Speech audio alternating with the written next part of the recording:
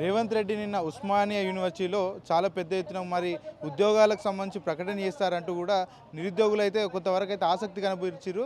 మరి సభ అయిపోయిన తర్వాత కూడా ముఖ్యమంత్రి రేవంత్ రెడ్డి నిరుద్యోగులను ఉద్దేశించి ఏమాత్రం కూడా మాట్లాడకపోవడం పట్ల కూడా రాష్ట్ర వ్యాప్తంగా ఉన్నటువంటి 30 లక్షల నిరుద్యోగులు తీవ్రంగా మండిపడుతున్నారు. ప్రస్తుతం మనతో పాటు ఈ అంశాల గురించి మాట్లాడడానికి ఇంద్రనాయక్ ఉన్నారు, మాట్లాడించే ప్రయత్నం చేద్దాం.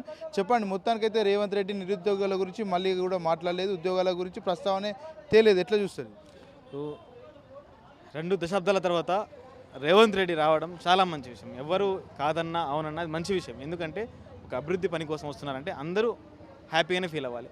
కానీ ఇంత నిర్బంధాల మధ్య, ఇంత కంచెల మధ్య, బారికేడ్ల మధ్య 2,000 దాదాపు 20,000 30,000 పోలీసుల మధ్య రావాల్సిన పరిస్థితి ఎందుకు వచ్చిందనే ఒక విషయం మీరు ఆలోచించండి. ఎందుకంటే మీరు 60,000 ఉద్యోగాలు ఇచ్చారంటున్నారే, ఎక్కడిచ్చారు, ఏ టైంలో ఇచ్చారు, నోటిఫికేషన్ ఏ టైంలో వచ్చింది?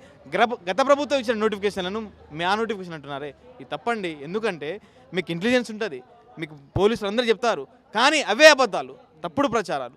సాక్షాత్ సీఎం రేవంత్ రెడ్డి గారు ఇలా అబద్ధాలు చెప్పే ప్రయత్నాలు చేస్తున్నారు. ఇవ్వని దానికి ఇచ్చినా అని చెప్పి అబద్ధాలు చెప్తున్నారు. రాబోయే రోజుల్లో 40,000 ఉద్యోగాలు ఇస్తారంట. మరి మొదటి ఏడాదిలో 2 లక్షల ఉద్యోగాలు ఇస్తున్నారు. అవి ఎక్కడ హామీలు పోయినాయి? ఎన్నికల మేనిఫెస్టోలో పెట్టారు కదా, నిరుద్యోగ భృతి ఎక్కడ పోయింది? ఇలా అన్నీ ఏవైతే క్వశ్చన్లు ఉన్నాయో అన్నీ అడిగే ప్రయత్నం చేయడానికి ముందు పోతే మమ్మల్ని ఏవైతే ప్రశ్నించే గొంతుకలని ఇలా ప్రివెంటివ్ కస్టడీ తీసుకొని మాకు సీఏలతోటి ఎస్ఎల్తోటి ఫోన్ చూపించి మీరు ఎక్కడున్నారో తెలుసు అంటే లొంగిపోండి, మేము కమ్యూనిస్టులమా, లేకపోతే నక్సలైట్లమా, లేకపోతే తీవ్రవాదులమా, మమ్మల్ని ఎందుకు ఆ మాటలు అంటున్నారు? మేము మా సమస్యలు ఉన్నాయి, మా గాథలు ఉన్నాయి, మాకు ఉద్యోగాలు ఇవ్వండి అని చెప్పేసి రోడ్ల మీదకి వచ్చి మేము కొట్లాడుతుంటే ఎట్లా చెప్తున్నారు? రేవంత్ రెడ్డి ఏమో